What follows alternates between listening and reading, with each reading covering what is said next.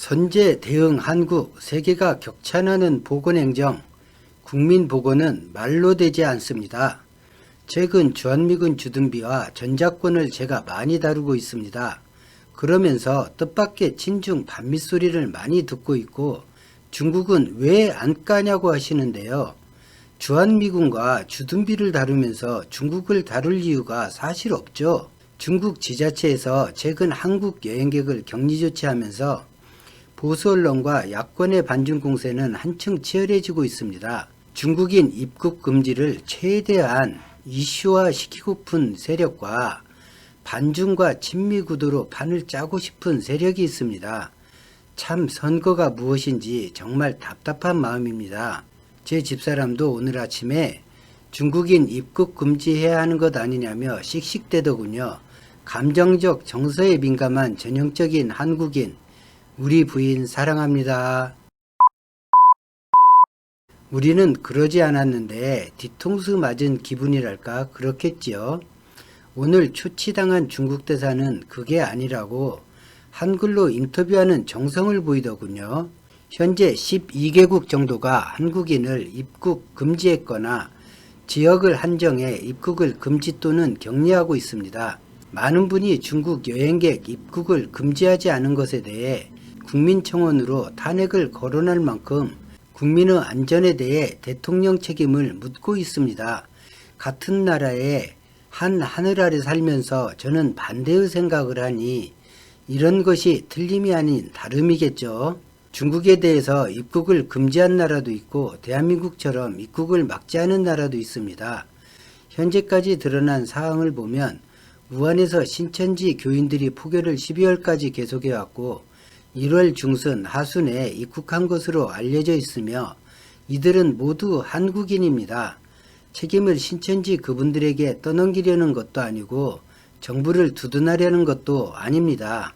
조금 냉정하게 살펴보고 중국인 봉쇄가 코로나를 막을 수 있었는지를 나름 알려드리고자 하는 것입니다.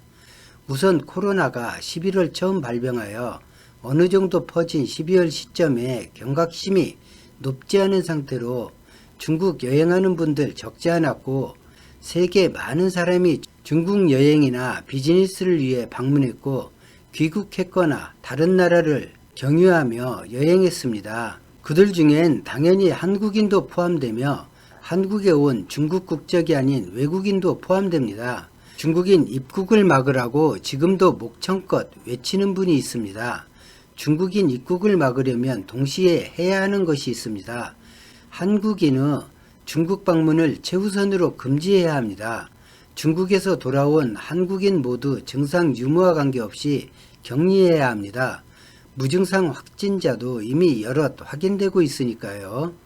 인적 교류를 막기 위해 한국은 중국인의 비자 발급 자체를 중지해야 합니다. 이러면 될까요? 아닙니다. 이건 시작에 불과합니다. 중국인만 아니라 중국을 거친 모든 국적 불문 여행객을 거부해야 합니다. 일본, 미국, 홍콩 등 코로나가 발생한 모든 나라의 여행객 입국을 막아야 합니다. 코로나 확진자가 발생한 나라를 다녀온 외국인은 모두 입국을 금지해야 합니다. 언제까지 이렇게 해야 할까요? WHO 세계보건기구에서 코로나 종식을 선언할 때까지 해야 합니다. 그런데 이렇게 하는 것이 가능할까요? 그렇게 하고도 한국 경제가 버틸 수 있으리라 생각하는지 궁금합니다. 이 정도 하고 나면 모든 나라와 사실상 외교가 소원해지는 건 당연합니다. 다른 나라에서 한국인을 격리하거나 강제 귀국시키고 있다는 뉴스 보셨습니다. 이는 한국이 감수해야 합니다. 위기 단계를 심각으로 올리는 것을 주저한 이유가 바로 이런 문제 때문이니까요. 정부가 빨리 올리지 않는다고 야당이 닥달한 그 심각 단계, 한국이 세계에 선포한 것입니다.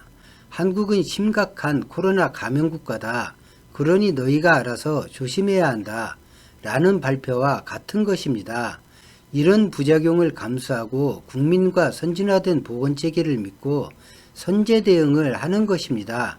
저는 조금 단계 격상이 더 빨랐으면 하는 아쉬움과 신천지 분들이 쉬쉬하지 말고 밝혀주었으면 얼마나 좋았을까 하는 아쉬움이 있습니다. 미국, 일본, 이탈리아, 중국과 비교한 보건정책 대응에서 감염 확진자 수가 매일 3자리씩 늘어나는데도 한국은 찬사를 받고 있습니다. 늘어나는 발원지 파악 능력과 검사, 감별 능력이 외국 보건당국이 볼 때는 경이적이라 말합니다. 이런 격려나 칭찬이 국내에서 나와야 정상입니다. 4월 15일이 선거입니다.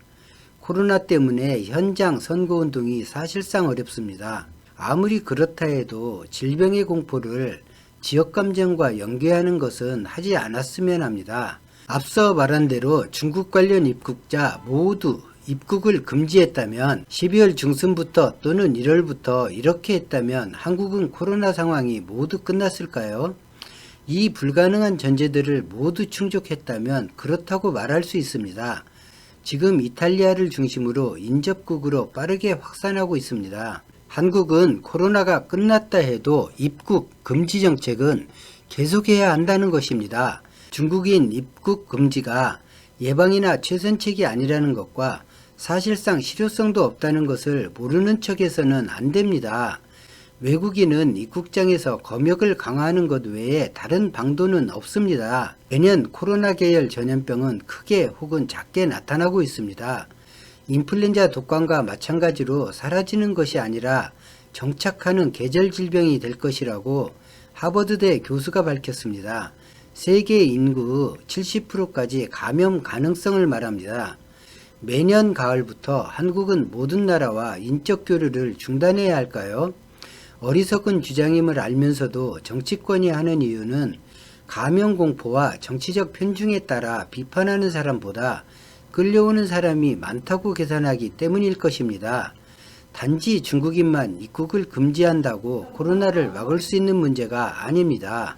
올림픽을 염려해 검사받는 자체를 사실상 어렵게 규정해 확진자 수가 서류상으로 늘지 않도록 하는 일본이나 숨김이 일상화된 중국과 달리 한국은 지나치게 투명하고 선제 대응을 하는 중입니다.